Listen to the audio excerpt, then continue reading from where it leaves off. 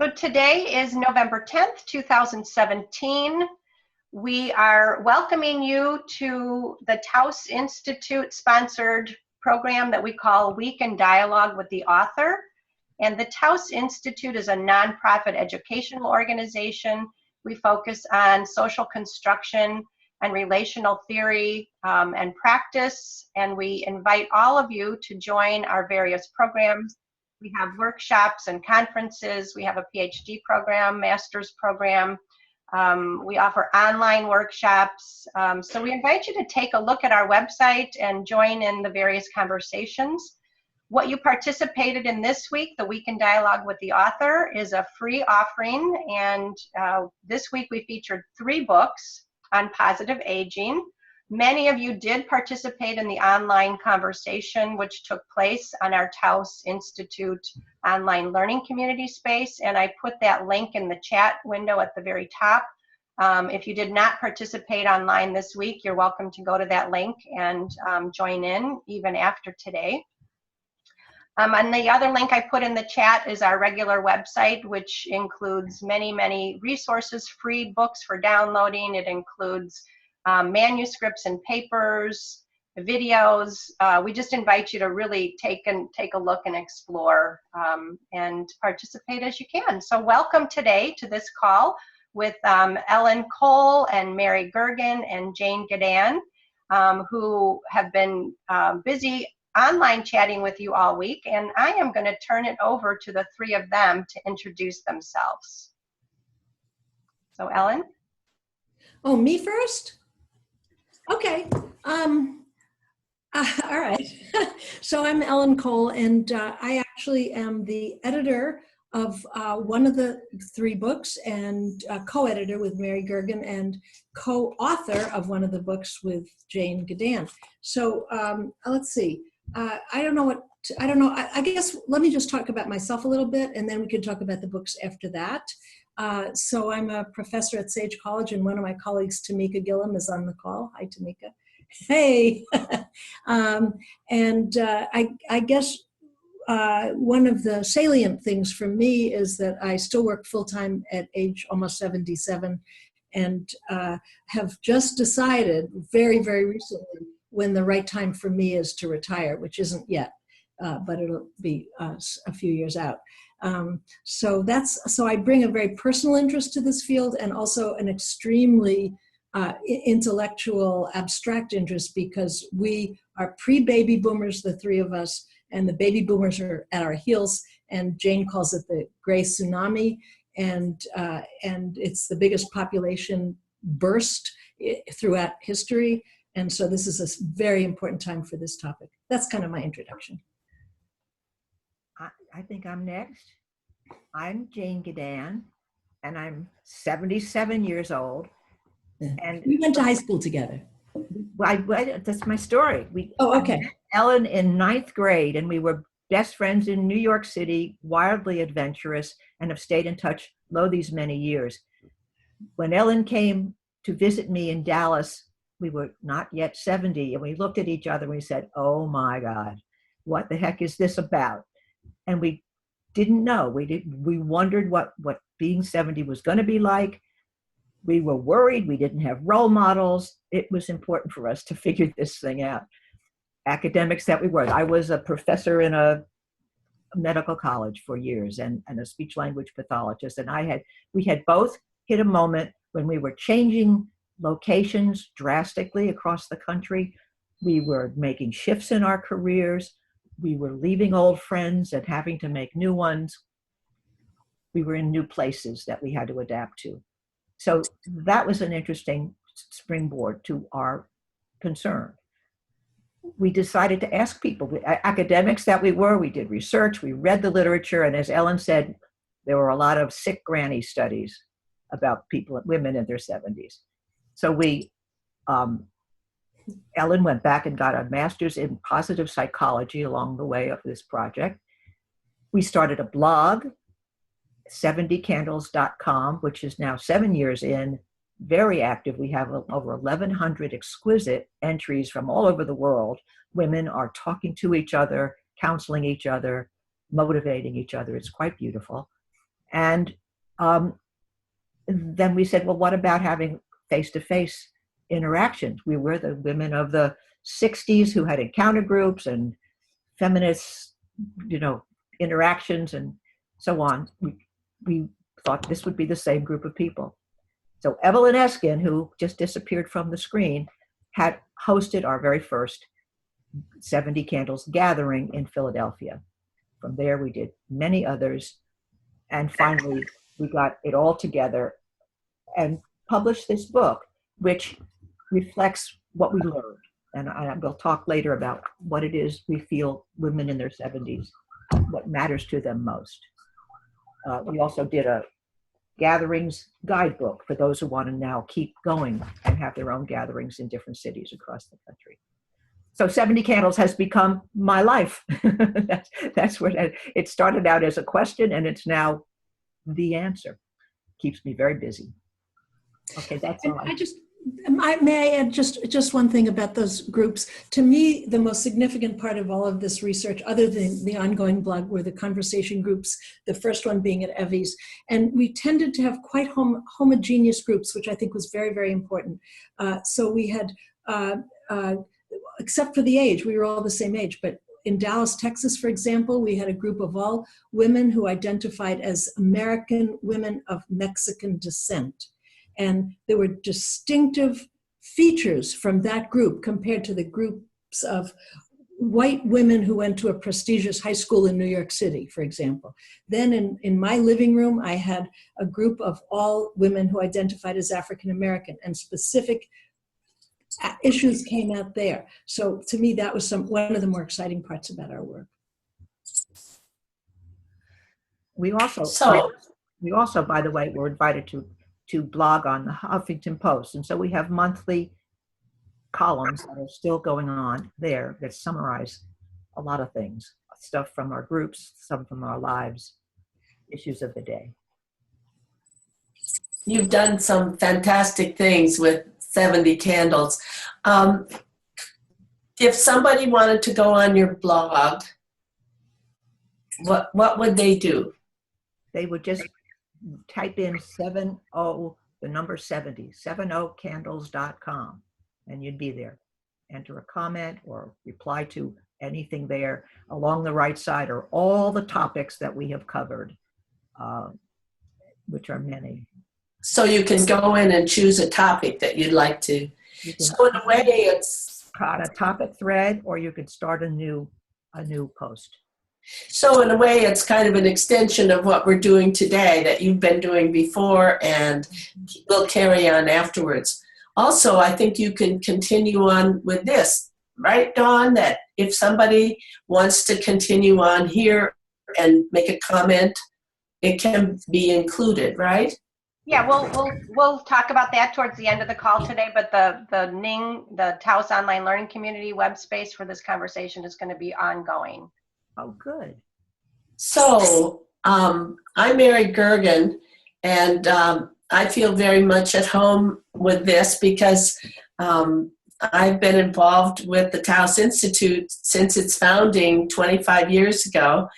And I have also been involved in academic work. I had a career, and it was funny. I had a career for 21 years as a professor of psychology and women's studies at a campus of Penn State called Penn State Brandywine, which is near my home in Swarthmore, Pennsylvania. I have lived in the same house since 1977, and I don't plan to move, even though it has 19 rooms, of which I don't use about 7 of them at all. And but at any rate, I love my house, and I think one of the best things about my career was my commute was 15 minutes. So I have had a very happy life here in Swarthmore. Actually, Penn State is known for its nickname of Happy Valley, but I never lived or worked in Happy Valley. I can't believe how young I was when I retired. couple of reasons for that, but one of them was I thought ahead, and I thought 68 sounded really kind of old to me. Now I think, well, that was pretty young.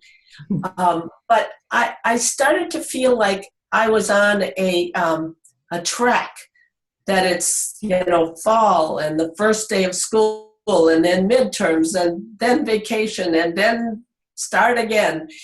And I saw a movie about Skinner, I figured out 42 times. And I always felt I couldn't leave the room because the students wouldn't want to watch if I wasn't there. So I can actually recite several movies verbatim from my experience. And so I was willing to give it up, even though Ellen keeps trucking along and making me feel like a quitter because I stopped so early. I do want to say that, how do you tell a story of your life, especially an old life that I have? And I'll just say that I used to just be enamored of Ellen Cole. I would meet her periodically at Division 35 meetings for APA, American Psychological Association. And every time I could be with her or sit by her or chat with her, I just lit up inside because she's such a glorious person. She didn't know I was going to say that. And so any excuse to work with her, even though she does make you work pretty hard, is just a delight. I've never worked with anyone so tension-free, so full of life and joy and all kinds of good things. So this is really fun to be together. And Jane, I'm just meeting, but I have such admiration for Jane. I keep wanting her to work for us, the Taos Institute, because, man, is she a salesperson. She has done dramatic and dynamic things with 70 Candles and all the other things she's done. And we all appreciate her as well. I think we're sort of talking professionally, so I just want to mention that I have a great co-author other than Ellen and co-editor other than Ellen, and that's my husband, Ken Gergen. And he, of course, is part of the Path to Positive Aging. Much of what's in that book is his, but at the moment, he's actually on an exam. He's sitting in his study. It's very funny, wearing a gown with a hood, for an academic gown, and he's on Skype doing an exam in the Netherlands. So that's why he's not here with us. So we've talked. Do you want to say anything, Mary, about the book that you and Ken, the Positive Aging book? Yeah, I mean, I could go on and speak about that. I don't know how it goes. Can you see that at all? I don't know if you can see it. A little bit closer. But what I want you to notice is the cover. It's people jumping off a raft into the water, and actually their bodies look pretty young. But we decided that was going to be it. It's like flinging yourself off into the unknown from your younger ages into your older ages. Now, the book itself is a compilation of editorials, essays that Ken and I have written over the last many years as the lead-in to our Positive Aging newsletter. Dawn, I noticed you wrote down something that was on the chat line about the Positive Aging newsletter. If you want to put something there for that. The Positive Aging newsletter, we've done 102 editions of it, and it was our attempt back when this topic was almost forbidden that you said positive things about aging. And I think it was Ellen that mentioned, one of you, the sick old grannies. Oh, I will tell you about that. Yeah. Okay, so sick old grannies, that was what the gerontological literature was about, really. It was not about health or wealth or well-being or satisfaction or the pleasures of life, about intellectual development. It was all loss, loss, loss, loss. And so Ken and I decided, partly out of self-interest, that we were going to go from negative to positive, and we were just going to sift through and throw out all the negative stuff or reinterpret negative stuff, because there should be a voice of hope and aspiration and imagination and creativity and fulfillment related to getting older. And so that was our aim. And I remember the first time we went to do a presentation at a gerontological meeting on aging, and we had this PowerPoint that was all pictures of people on yachts and beaches and playing sports and dancing and having a good time and eating well and doing all sorts of creative things and working well. And we only showed this positive story. And afterwards, a woman came up to me, a famous gerontologist, and she just attacked me for giving such a false impression of aging, and said that we left out all those poor old grannies. And I said, yep, that's our gig. So, thank you. I want to follow up on that. Mary, thank you for that tribute. I see a chat comment here that you thank from Tony, who says, Mary, that's a lovely tribute to your friend Ellen. I want to thank you from the bottom of my heart, but I want to tell a reverse story. So I became president of Division 35 of the American Psychological Association. That's the Society for the Psychology of Women in 2009 actually. And I had to have an agenda, and I wanted to do things that were really had not been done by APA or Division 35 in the past. And the first thing that I wanted to do was look at women retiring and older women from a positive psychology perspective. And I didn't know Mary very well then. And this is not tit for tat, but you were the first person I thought of, because I knew the Positive Aging newsletter, and I loved it, and I read every single word of it. And so my dream come true as president of Division 35 was to have a task force on women retiring, we being the first generation of professional women who have reached retirement age. And I asked on a hope and a prayer with my fingers crossed if Mary would chair that task force, and she said yes. And I can't tell you how thrilled I was. And out of that came a book we haven't talked about yet, and it's called, I'm going to hold it up. I don't know if you can see it, but it's called Retiring But Not Shy, Feminist Psychologists Create Their Post-Careers. And it is a lovely, lovely book. Mary and I each have a chapter in it, but basically we chose the people to write chapters, and we chose all the foremothers in feminist psychology, women that many of you have heard of, particularly if you're psychologists. We for example, have the, I believe she's the first Native American PhD psychologist. And so we have lots of stories like that. We have oh my gosh, what's her last name? Bonnie, she was the first, I believe the first, well, maybe the second woman president of APA. What's Bonnie's last name? Help. Oh, well, I'll think of it. Strickland. Bonnie Strickland, thank you. So Bonnie Strickland wrote a chapter in here that was actually hilarious, because she retired for about a day and then she couldn't stand it, so she went right back to work again full time. So this is filled with just really personal, really warm stories. And so that's our third book that we're talking about today.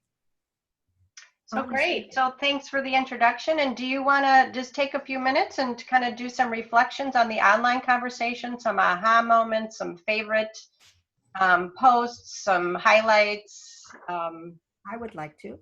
Yeah. I've been thinking since it was posted about the issue of the importance of social connections, because that has come up in our gatherings and on our blog as a really important piece of what is happening at this stage of life. People are moving, some by choice, some by necessity, some willingly, some unwillingly, but there are movements to new locations. And a big issue is how to surround oneself and find new friends.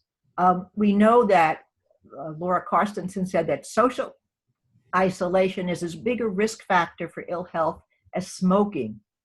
And social ties reduce the risk of disease, actually, by lowering blood pressure and heart rate and cholesterol. So friends actually help us live longer, research shows. We had an interesting note from Luis Miguel Gonzalez from Argentina on the blog this week. And in response to that, because he wants to move, he's a younger man, I forget if he's 59, he wants to move, he said, but how will I make social connections? And when we discussed it, he said, in Argentina, men make more number of friends, but more superficial. Women, on the other hand, may have fewer friends, but something deeper, to say the least. So I don't know if there are differences universally, or is it a cultural thing in terms of men and their interest and ability and need to make friends? What kind of friends what kind of friendships, and is it a different quality from women? What happens when we move, and what are the implications for moving to a new location? Those are all issues that seem to all tie together. And what do you think? I see that people are making little comments in the chat area about this topic. And Jane, I can't think of a more compelling need than to have social ties, important social ties. And it's everywhere in the literature. But I was thinking, in my experiences in Europe, I want to start by saying in the United States, we can say, I made a new friend today. A German would never say, I made a new friend today. A German would have to have at least 5 years before he might or she might accept someone as a friend. It's like they have friends that they make, and this is true in Holland and in France, maybe England. You make friends when you're in high school or college, and those friends are with you your whole life. Even if they move, no matter what, there's a certain kind of bond they make in that time that they never give up. In Argentina, I know that's true too, at least among some of them. And I think in the United States, there's a more kind of flexibility and superficiality, but my theory is it has to do with the pioneer aspect of our country, where we didn't have enough people. We had too much space and not enough people. So whoever came along, if they would come and be with us and help us raise our barn or raise our crops, and we would do the same for them, we were glad they came along. So anyway, that's a long way around to say it's so significant. And the trouble is in the United States that we don't have that heavy bonding by and large, although you and Ellen certainly belie that fact in your relationship. And Evelyn was my college roommate. And so 8 years later, we're still at it. This didn't come up at all in our conversation group this week, but there is a very different notion, and I don't know if anyone's read Barb Fredrickson's book on positivity or positive emotions. It's Love 2.0. That's her book, Love 2.0, and she talks about the momentary feelings of love between two people, and she measures it in her lab physiologically. So there's something that's physiologically, it's the same thing. If you have a love relationship with a romantic partner, you have a love relationship with a long-term friend, or an instant connection with someone. And I think we do not sufficiently acknowledge that in our culture, those momentary connections where we feel so close to someone and they enhance our lives greatly. And so I want to make a plug for that as well.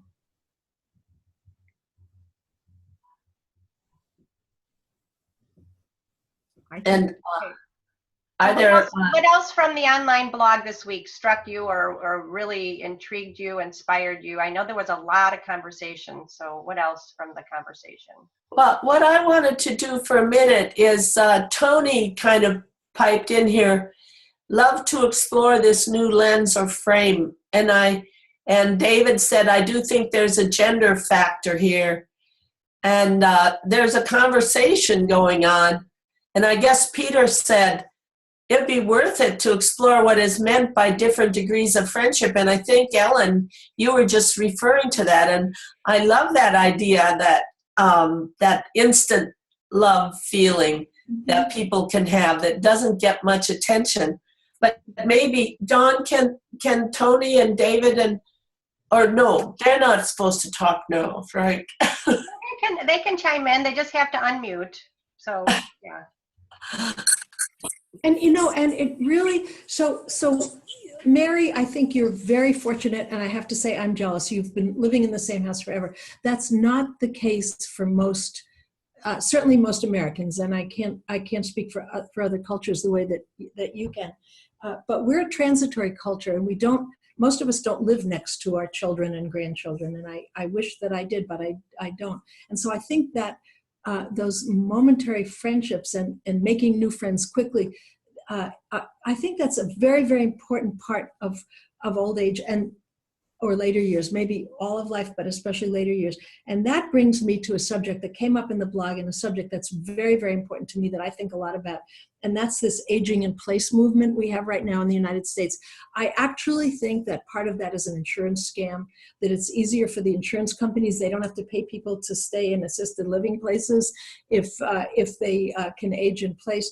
But aging in place worries me a lot. I realize I'm a minority voice in this, but aging in place to me, I think it's wonderful for you, how lucky you are. But I think most people don't have that luxury of staying where they are as their needs increase in later life.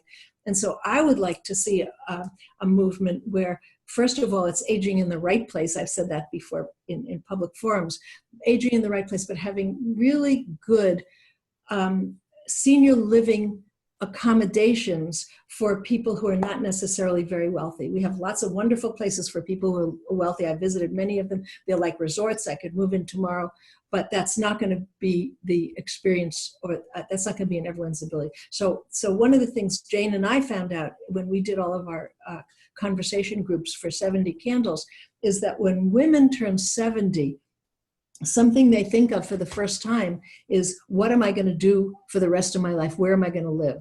Am I going to move next to my kids? Am I going to stay in my old house? And so I think this is a pressing issue of our time right now. I want to address the other part of that is when you do move and then the new connection. I just was doing a signing in Barnes & Noble, and I talked to a man. He said, well, my mother's not interested in your book. She's 95 and she's driving and she's doing, he said, her problem is she's on her third set of friends. Yeah. Interesting.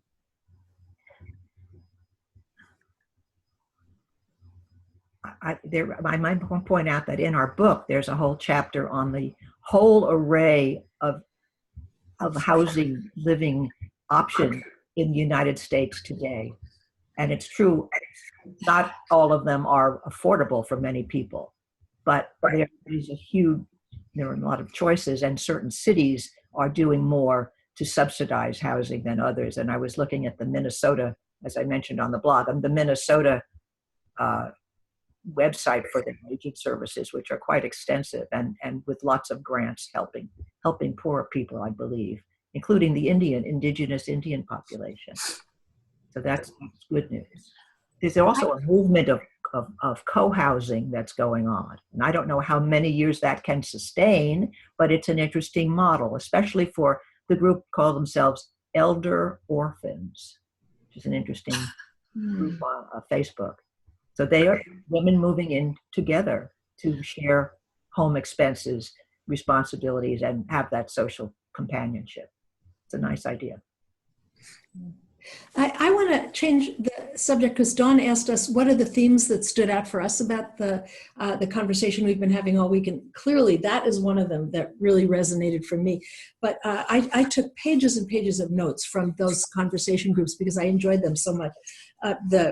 not the conversation groups, the ongoing conversation. But here's one that I particularly liked. It was the inspirational quotes and terms for positive aging.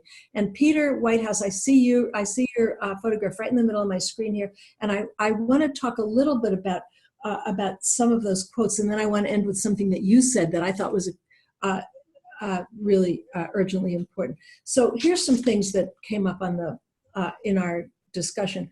Positive aging is a way of living. I'm just quoting lots of different people here. Not simply a state of being. Growing older versus growing older and growing. And then my favorite quote, the mission of positive aging is very clear. This is from George Valiant. Aging to add more life to years, not just more years to life. Rebecca Sawyer talked about the age of give back, generativity, intergenerativity, creative aging, aging thoughtfully and mindfully, enlightened aging, conscious aging, living each day to the fullest. So there's lots of talk about things that could inspire us. Jane, I love the quotes that you put on online from the rabbi. I thought those were beautiful. I want to keep reading those over and over again. But Peter, I want to read Peter's quote because the question for me is, does any of this matter? Peter said, if we do not change our culture, I'm afraid civilization will collapse. Elders must lead on topics like income equity, including the growing number of poor kids, and climate change. We will gain social respect and not need to fight ageism if we look at the really important issues in our culture. I want to thank you for that comment. I thought it was really powerful. Ellen, could you read that last part again, Peter's quote? Sure. So I can absorb it more fully. Okay, and slowly, I'll slow down. If we do not change our culture, I am afraid civilization will collapse. Elders must lead on topics like income equity, including the growing number of poor kids, and climate warming / change. We will gain social respect and will not need to fight ageism if we pay attention to those really big issues in our society. And we can be the agents of social change as we were in the 60s. The 1960s, that is, not the age group of 60. Yeah, I think that's true. And I do believe, if you look at who the volunteers are for so many things, including services to the aging population, it's the aging population. There are more older people who are doing volunteering, and it becomes a way of living a very helpful, fulfilling life without having income and or having minimal income. Some volunteer positions do have minimal income, which seems to actually improve access to volunteers if you give a little something to them. But I do think there are ways in being more generally involved in the larger political issues. I mean, income inequality and climate change are huge issues, and I'm not sure how active older people are in those. Maybe somebody else knows whether things are ongoing in that regard, if there are people devoted to those causes right now. Not sure. So Mary, I have an example of that. My church, we started a social justice ministry, and 90% of the people, of almost 100 people in this group, are over 70. And they're very active, they're very vocal, they want to be in with the social justice and education and healthcare and environment, and it's very exciting, you know, because what I'm finding is they have time to do this also. Peter talking. I think Peter's trying to talk. Peter, your microphone's not on, so we're not going to be able to hear you. You have to chat because there's no microphone on your connection. I had some thoughts about. There is on my microphone. Oh, okay, now it's working. Okay, go ahead. Sorry, everybody. Wow, wonderful to be with you all and to meet some people who've been in this field for such a long time. The 1960s, not the 1860s, I guess, Ellen, but I would mention one organization that Rick Moody happens to be the chairman of the board at the moment, and that is Gray is Green. So I think that is a specific group of older environmental activists.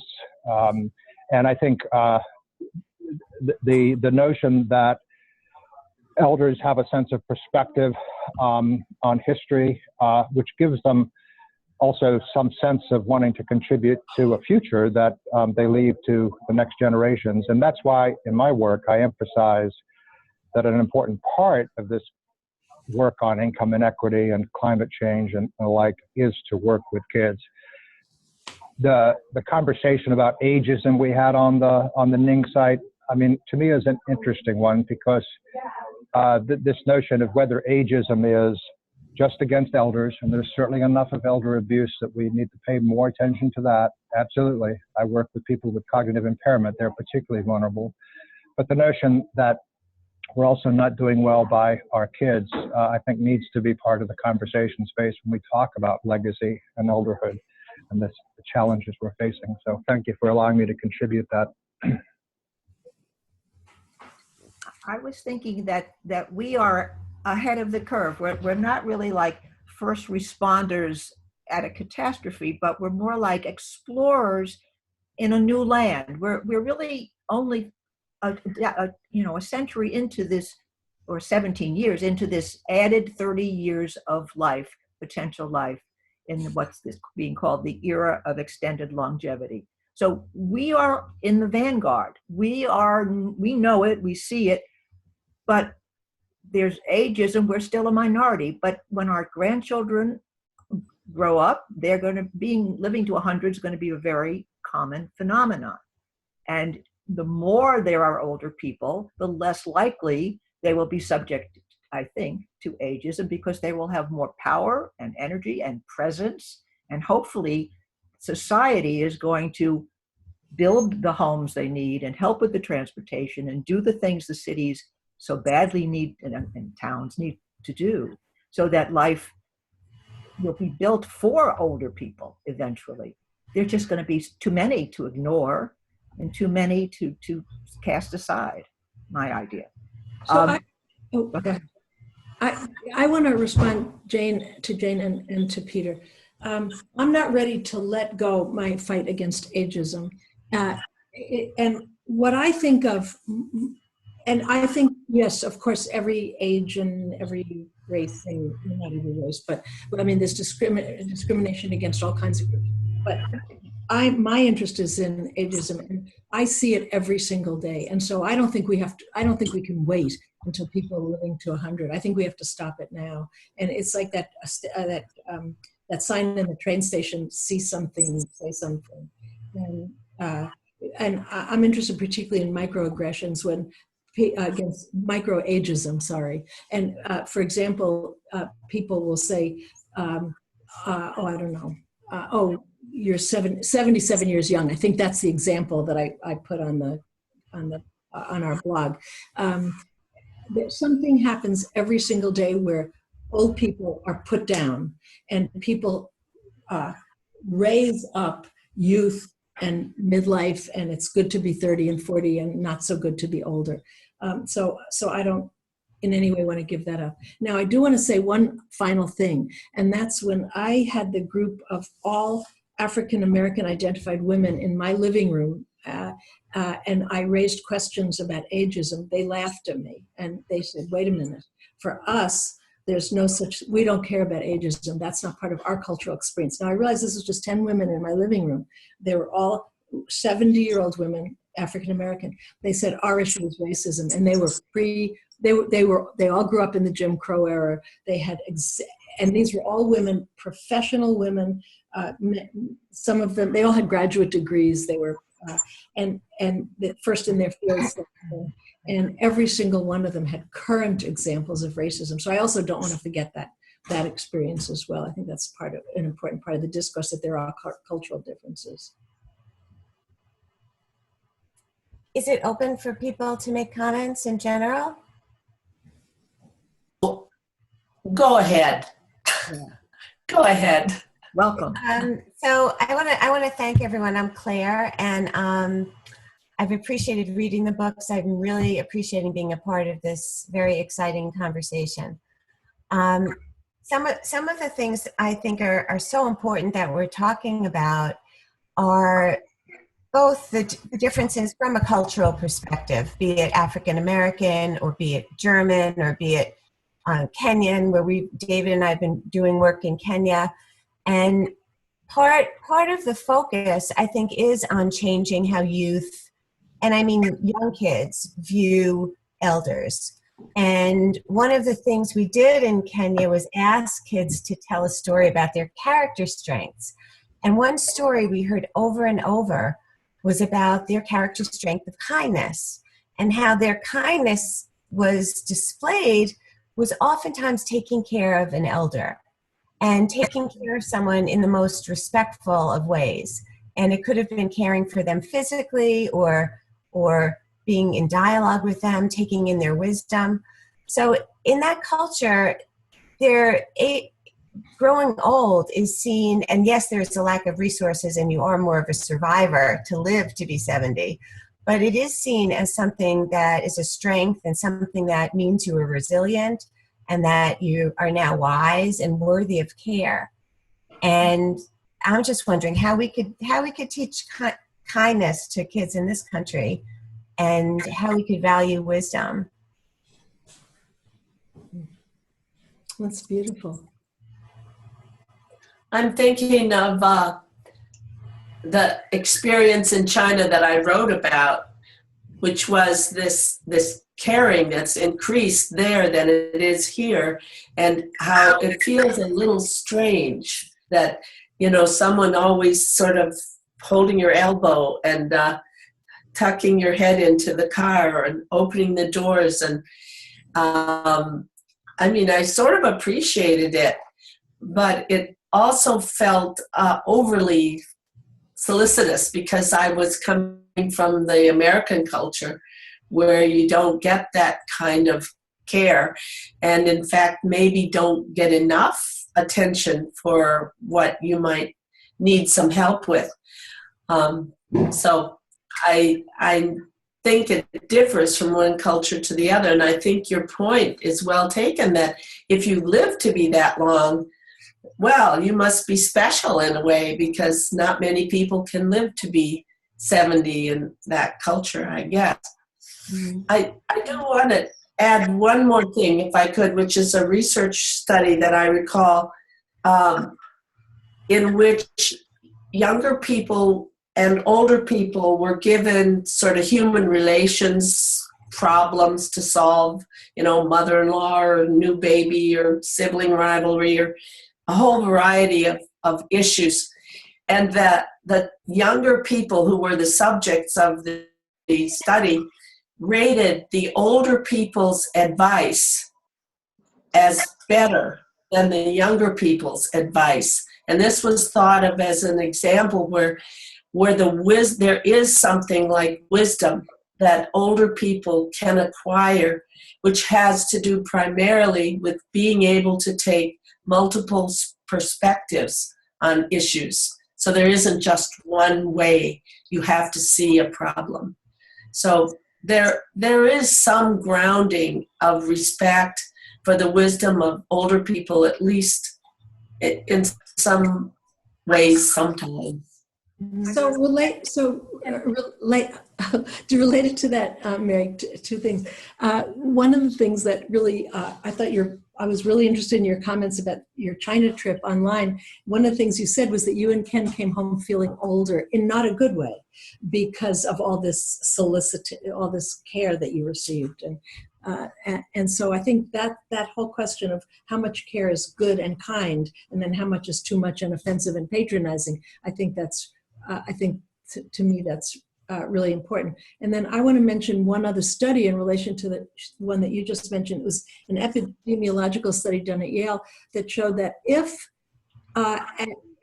when you are younger, I think in your 30s or something, and you have a good attitude toward aging, you will live longer and you will live a happier life, a more thriving life.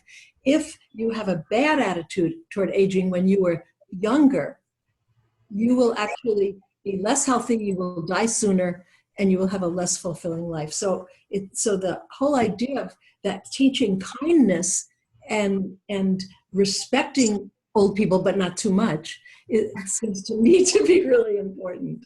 There's a nice experiment here. There's a new continuing care center with separate cottages next door to a Montessori elementary school, and they exchange, people go from one to the other. The children spend time in the homes, and the older people can spend time in the nursery school and the preschool.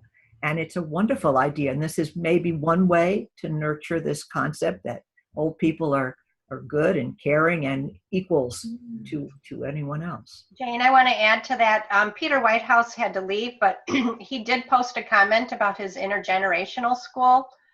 There's actually a couple of them here in Cleveland, and they've written up, and he and his wife started what's called an intergenerational school. The school for elementary students is actually housed in a senior center living community. The classrooms are all there, and the students interact with the seniors throughout the day and in the week, and the seniors come and, they might be reading buddies for the younger kids, but it's absolutely an amazing school for these young elementary school age that come to this. Their school is there every day in the senior living center. So look, we'll have to post some resources on that, because it's a really neat concept for relational engagement between generations. So Dawn? Peter, you're there? I shut my computer off because I have to walk over to another meeting, so I apologize. I'm not lurking. But yes, I mean, if you just Google the intergenerational schools in Cleveland, you'll find those 3 schools. And thank you, Dawn. I know you visited them, so it's based on personal experience. My own sense, again, I'll make this my parting comment because I have to go to a program on lead poisoning, which is a very good example of the kind of intergenerational value work we have to do. I mean, we're still poisoning the brains of kids, and if we expect them to be healthy elders, we should give them a good start in life and not begin by poisoning them. Yeah, so I mean, I think whether our school model or experience core was alluded to by Mary Gergen a minute ago, there are places where I think the greatest legacy can be, not for everybody, but for some, working with children. Joy Fry has some comment she wanted to make. She said on the chat. Yes. Hello. Can everyone see and hear me? Yes. Great. I just completed a PhD 2 years ago. I'm 73. So I consider myself a late bloomer, but we last longer. My research and my degree is in international psychology. My research was done in Canada with the Plains Cree First Nations. And I, in my Western thinking, automatically thought, I'll do research with the elders. My topic was how they understand human intelligence. And what I discovered is just being older in that culture does not designate you as an elder. There is a criteria that must be met. So aging in that culture is different than our understanding of it. What constitutes an elder, Joyce? They have to have certain donations to the culture. They have to be honest. They have to speak with integrity. Someone who, for instance, how this came up in my interviews was, people can just walk into a meeting and say that they are an elder and spout a bunch of baloney, and people in that culture will ignore them or just walk away from them. So they have to have proof of their intelligence, proof of their commitment to the community, and that is doing service, and their spiritual aspects also are part of that. Thanks. Yeah. Can I add something I've been thinking about as I've been listening to this call? Yes. This is Tony. I went to Dr. Bill Thomas. He has this Age of Disruption tour, or Disrupt Aging tour, and the topic came up of multi-generational, intergenerational, and he had a really interesting response. He said, you know, in the past, we lived together in multi-generational families, work together intergenerationally, and it only exists now because there are these divides, because families and generations aren't connected in the ways in which they were in the past. So that even needing to have these terms, they could potentially go away just by working and doing things together across generations. And it goes back to that framing that I put up before around the social, emotional independence and choice and purpose and meaning. To me, you know, some of this came out of the work around healing conversations, but those three areas come together in doing stuff that you care about, where you want to contribute, how you bring your purpose and meaning and experience and wisdom together to have an impact. So Ellen, when you were talking about, you still really are excited to work out where there's this micro ageism and stuff like that. I'm saying that's awesome. Find some other people that are interested and equally passionate, that don't look like you, aren't the same age, that also have that passion or have experienced it, or find ways to tap in. So I'm trying to figure out, how do we, is the topic reducing microaggressions, or is it just trying to find new ways of working, playing, and interacting in ways that we used to do naturally?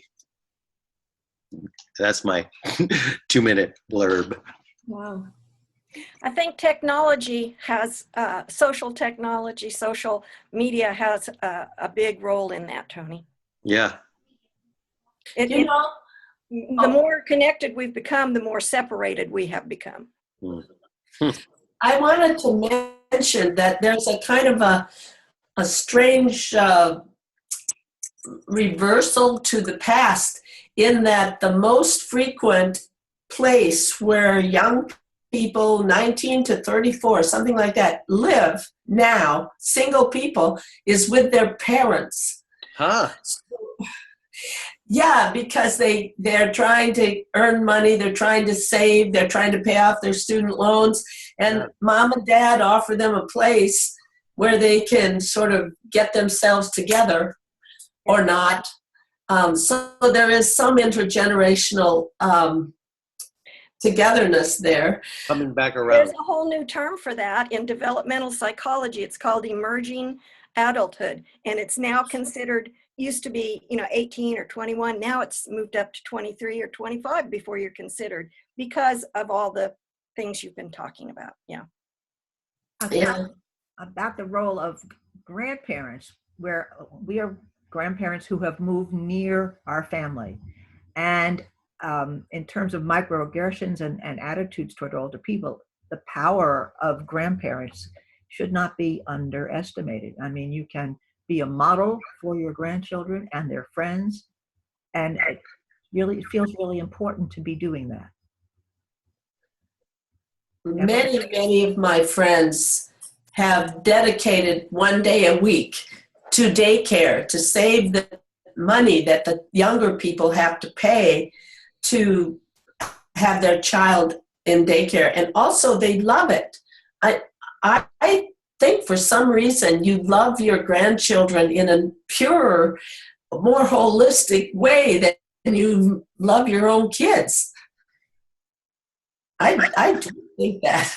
When Jane and I did our interviews, we found that there were, every group that we conducted wanted to talk about grandparenting at some point or another.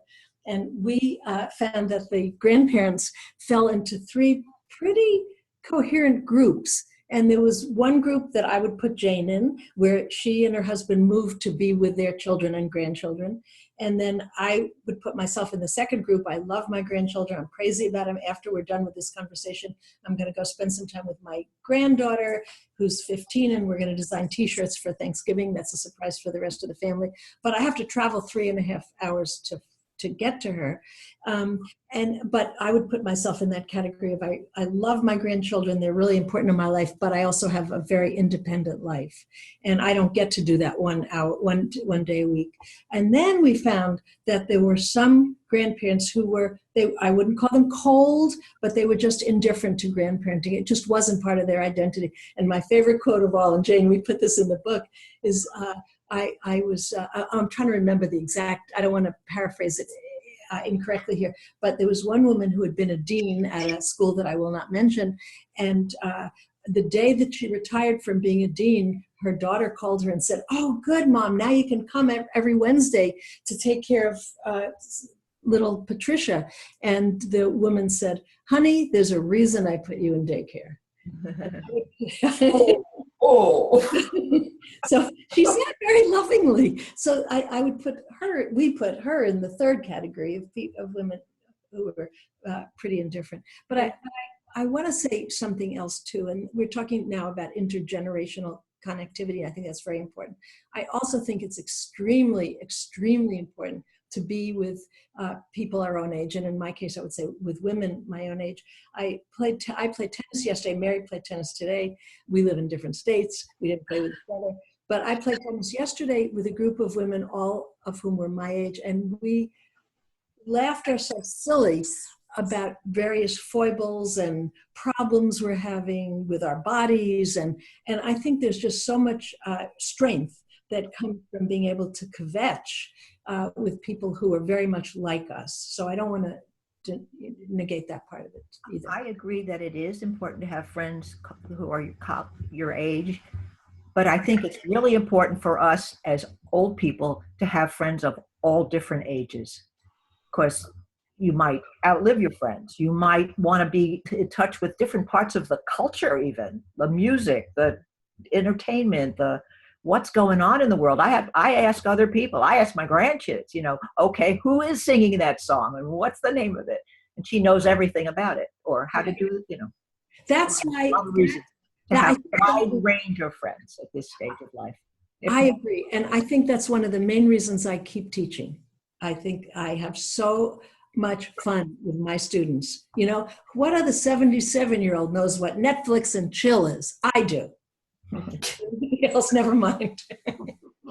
Well, I'd like to jump in here and invite, we were going to break into small groups, but we really don't need to because we're a small group as it is right now. And if you have not spoken up on the call yet, I know a couple of you haven't shared a story. If you have not spoken up yet, if you have a 1 or 2 minute positive aging story, an example from your life, somebody else's life that you think might be fun to share right now, I invite you to do that. That would be, I think there's 3 or 4, maybe 5 of you that haven't jumped in yet, and we invite you to do that now. I was thinking of something when we were talking about, you shared the, let's see, it's Claire. You shared the story about children in Kenya talking about a character trait and spending time with elders. And I think that there are things in my life that I just take for granted because they happened. And in terms of multi-generational action together. And when I was a kid, there was a much older couple in their 80s when I was probably 6 or 7 across the street, directly across the street from my house. And I don't remember how it started. I'm going to have to ask my mom. But it was a very usual habit. My mother would say, and we called him Grandpa, this old man across the street. He wasn't related.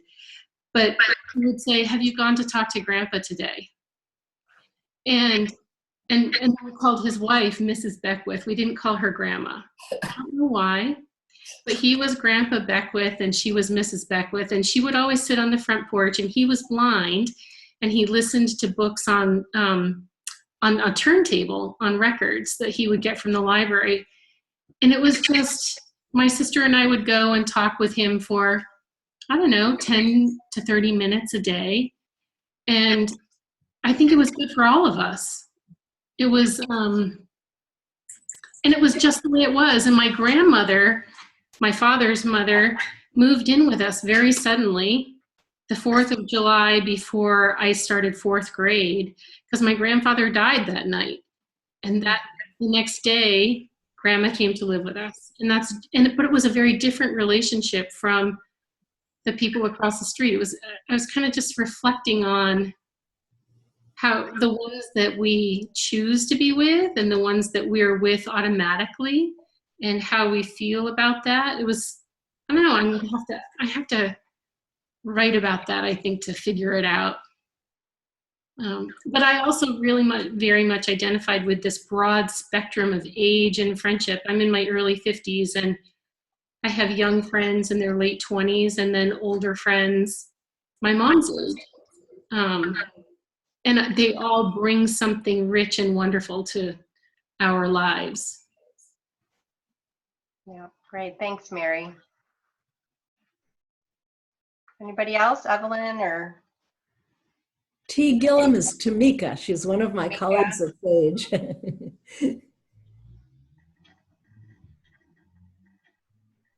Well, I'll share. I guess when I think about kind of images of positive aging, I think about my mother at the end of her life. My mother had been lost a leg to cancer and had been living independently up until the week before she died.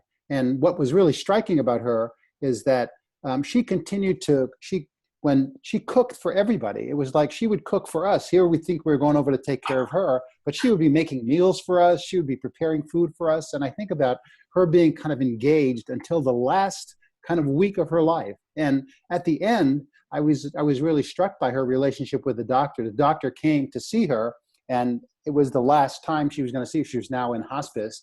And the doctor said, you know, it doesn't look like I'm going to be seeing you again. The doctor's going away for a week. And my mother said, okay, I'm ready to do it. Let's just get on with this. And it was I had never seen my mother in quite that way, as this kind of person who was so fierce about kind of living her life as fully as she did. And so it strikes me as a wonderful image for me of what positive aging looked like. She's going to wring it out right to the end, and she was ready to go. David, thank you. I think this brings up, I want to keep hearing positive aging stories from everyone else, but it brings up for me the importance of really looking at very end of life issues. And some of you probably have read Atul Gawande's brilliant book on Being Mortal. And if you haven't read it, it's a must read for everybody. It's about those final days. I heard Roz Chast, who's that hilarious cartoonist from the New Yorker. I actually heard her speak. She was in Albany, New York last night. And she has also written, it's quite different from Atul Gawande's book, but it's also profoundly important. And it's a cartoon. It's a graphic. Thank you. Thank you. A graphic novel about her own relationship with her parents at the end of their lives. And so you bring up that whole issue, which we really haven't talked about today. So thanks. It's called Can't We Talk About Something More Pleasant? It's funny, it's sad, it's brilliant. Quite a contrast between Atul Gawande and Roz Chast. Yes. But that's... I joined a Wise Women group about 5 years ago, and we were brought together by a rabbi who was interested in talking about, she was interested in geriatrics or gerontology, and she was interested in talking about what issues affected people our age and how traditions of Judaism could help. And it's been a wonderful, positive experience, and I think everybody in the group wanted to keep it going when the rabbi said that she wasn't going to be able to do it anymore because she was moving on to different aspects of her career. There was no question that we were going to keep it going, and there was no question that we were going to have another leader. And it's taken quite a different turn now, but we are connected in a way that is quite remarkable. We've been through deaths of 3 husbands, multiple parents, multiple kids crises, and it's produced a group that I think will care for each other as long as we're around. So that's a very positive thing. And the rabbi is the one I had quoted in the blog. So this is her book. It's a beautiful book. It's called Jewish Wisdom for Growing Older, Finding Your Grit and Grace Beyond Midlife. Rabbi Dale Friedman. Eloquent, sensitive woman. Lovely writing. Thank you, Evelyn. I was wondering, Jane, when you said, can't we talk about something more pleasant? Are you quoting the comedian?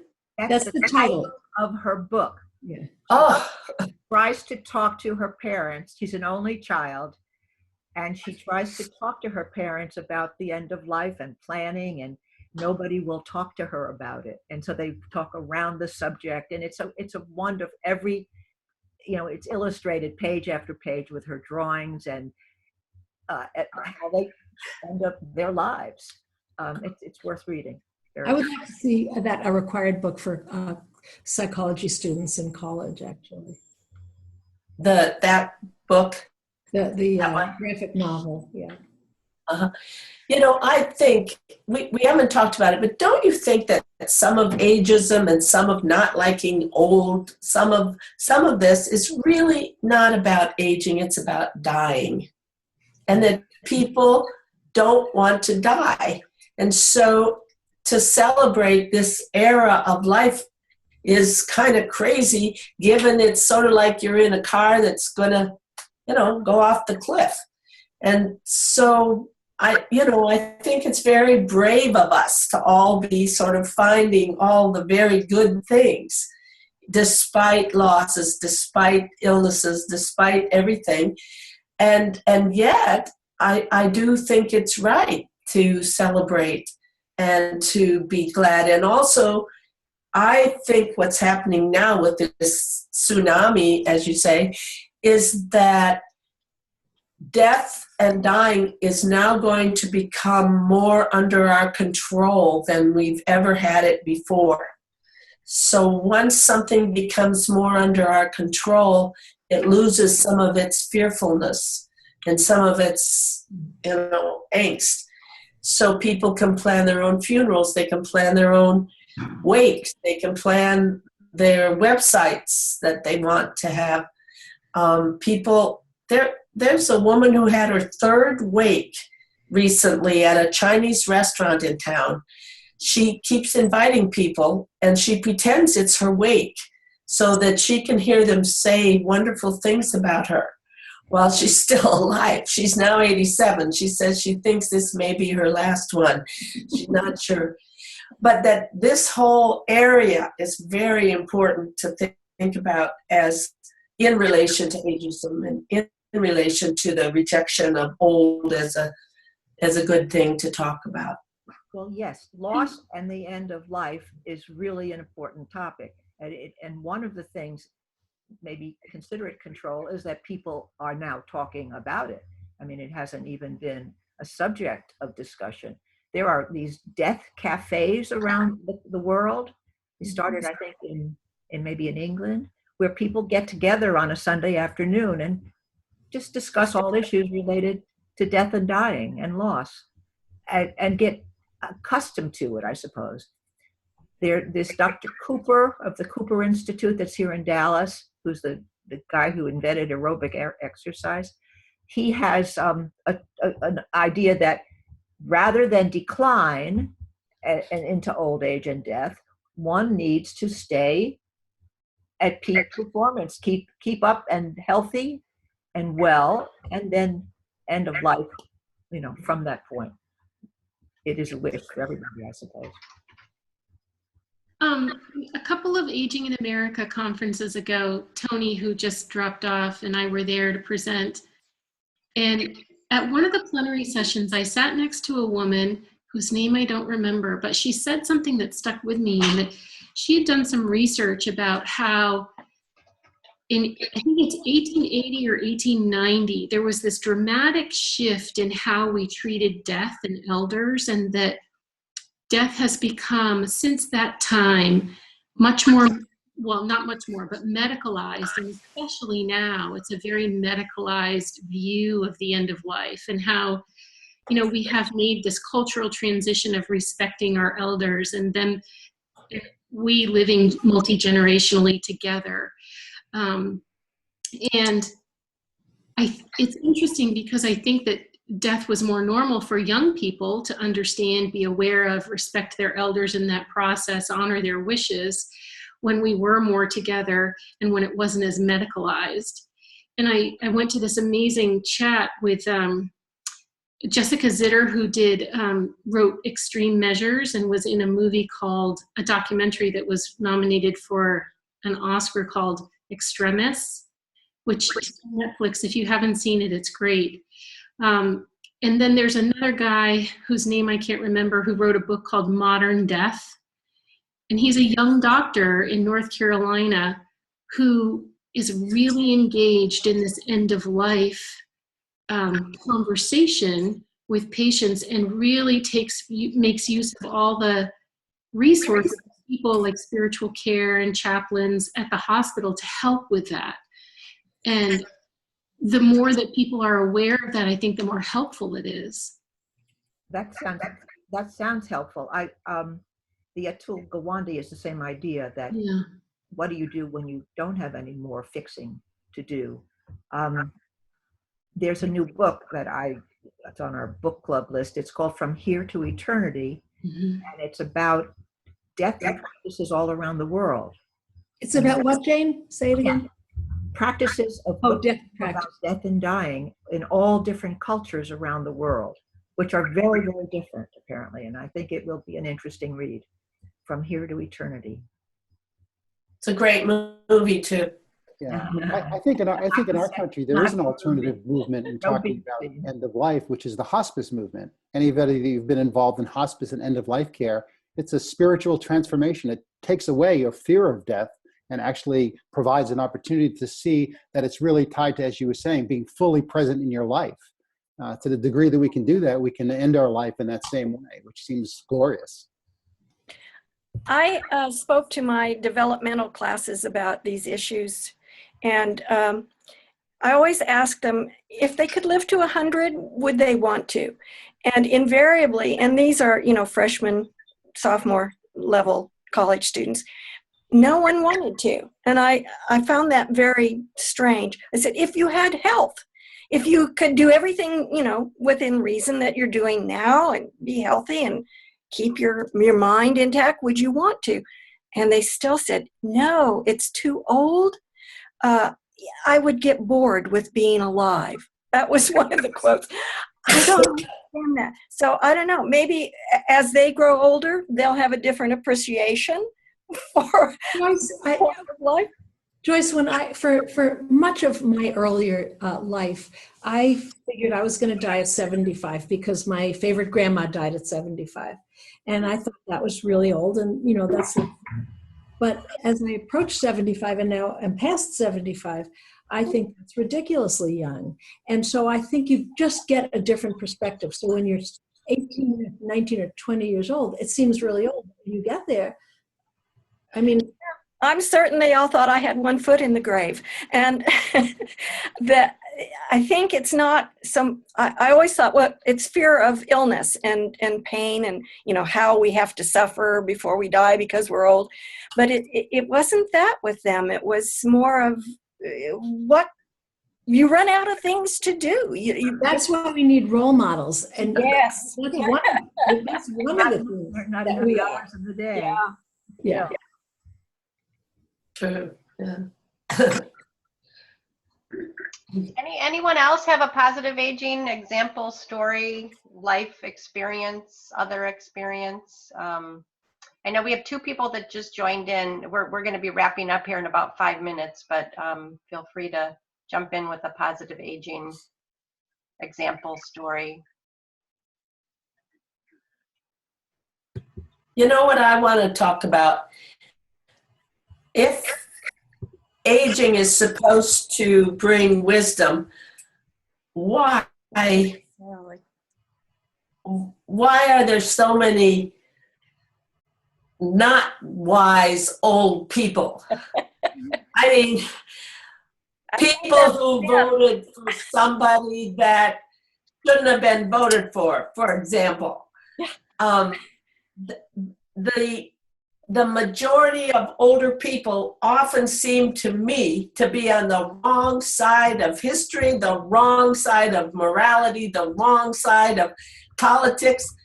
I don't think we can assume that aging brings wisdom necessarily. And I think the Crees have got it right. Yes. You have to kind of earn your podium. Absolutely. Old people are just like every other kind of people. There are some good, some bad, some smart, some dumb, some everything. Yeah, that reminds me, I hate this story, but I asked. Oh, she froze. 65. I said, what's it like to be 65, to be older? I'm so sorry I said that in a way. And she said, as you say, Mary, everybody is just like they were, only more so. Whatever that means. Good, bad, or indifferent. Right. But, we have different experiences, different life experiences, different educations, different backgrounds. And so we're going in different directions, and some are brilliant and wonderful and beautiful, and some are, not so. Tamika, do you have anything that you want to add to this conversation as someone who is a professor of psychology and teaches graduate students? Not particularly. I have appreciated the opportunity to hear the conversation and can relate to some of the kind of cultural differences in places that do appreciate elders. I certainly saw that in the research I've been doing in Kenya, which isn't specifically on elders, but you just see the cultural dynamic where there's a lot more respect and appreciation for what the older generation has to offer. I think that's something not appreciated as much here in the American context, but so otherwise I just appreciate the work you all are doing and the opportunity to be on the call. Thanks. Thank you. Claire, I wonder, Claire, you put a comment on the chat, and I wonder if you would be okay sharing that. It was kind of a joke. It was just reflecting on what Mary said, that the issue may not be aging, the issue may be dying, that we're afraid to talk about. So it reminded me of a lyric in a Loudon Wainwright song, which was, "Who's afraid of flying? I'm just afraid of crashing." Yeah. But the idea about talking about death and dying, though, I think is so important. And it's so important to think about our own tendency to want people we love to just go on forever. My mother's 90th birthday party was on Sunday in Philadelphia. And at one point I looked over at her and I said, "So maybe we'll have a 95th too." And she looked at me and she said, "Maybe, but I'm getting kind of tired." And it was a realization that, oh, this is a conversation I have to have. This is a conversation starter, and how brave of her to say that. So it kind of makes us want to remember to listen, and that not everyone is aging in the same way or with the same desires. Yeah. There's also a lot of things that should be talked about. For example, I bought a lot of savings bonds when I was working in 97, 98. I have no clue what they are or what they're worth. And so Ken went to the box at the bank yesterday and he brought them all home. And I have no idea about their value. In fact, it's hard to know the value of saving bonds, but they're made out to me and to Ken. Now, well, that's not useful for our kids. Our whole house is full of stuff that is not useful for our kids. I mean, there are things that should be talked about that have to do with finances and living wills and bank accounts and a whole bunch of things. I mean, it doesn't have to start out in issues that you could get hit by a semi when you're 20, whatever, you know, those are just death issues that need to be more open in our culture. We have a tendency to just really not want to listen and not want to talk. And Claire, your mother, bless her heart, I think she saw you trying to hang on to her, and she's so gently trying to tell you, you might want to think about losing me, darling. Yeah. I want to bring us back because I see we only have a few more minutes. And there's something that came up on the blog all week long, and that was how do we feel about the word old? And I think I'm particularly passionate about this issue because I love that word old. I said I think the word old is the most beautiful word in the English language, and I really want to embrace that. Several people wrote on the blog earlier in the week, we're not old, we're something, we're elders, or I don't know. I can't remember what they wrote, but I want to embrace that word and I want to be proud of that word. And if someone says to me, "Oh, you're not old," I want to say, "Hell yes, I am," and that's okay. It's okay to be old. That's a cultural thing. We want to throw away everything that if it's not brand new and shiny, we throw it away. Refrigerators, stoves, whatever, furniture. It's part of our whole cultural aspect, I think, that we don't embrace things that we don't place value on anything that's worn and used like other cultures do. Yeah. In some ways, yeah, we can talk about aged wine or aged whiskey and appreciate it. And aged women. So, but we do need to wrap up here. And boy, what a wonderful conversation. The recording will be available on the Taos Online Learning Community Ning website on the conversation page for this Week in Dialogue with the Authors. And I want to thank Jane and Mary and Ellen for guiding us through the conversation online this week and for guiding us through this conversation today on the website. And thank all of you for participating and being a part of this. As we continue to age wherever we are in the world and however we are, our experiences, and just to know there's opportunity for connecting and creating relationship and social interaction with each other. And maybe we can do this again sometime. So any last comments from the three authors or anyone else? I just want to thank everybody for participating so well. I found it interesting. I want to thank you, Dawn, because we couldn't have done it without you. Oh, you're welcome. Yeah. Definitely. Yeah, she's a treasure. Thank you. Thanks, everyone. Thank you. Glad to meet you, be with you. Pleasure meeting everyone. The online space will stay open indefinitely, so feel free to go back and read all the posts if you missed some of them and contribute and add more and visit, every once in a while and see if anything's new happening. So thank you so much. Thanks, Dawn. Bye. Bye-bye. Bye.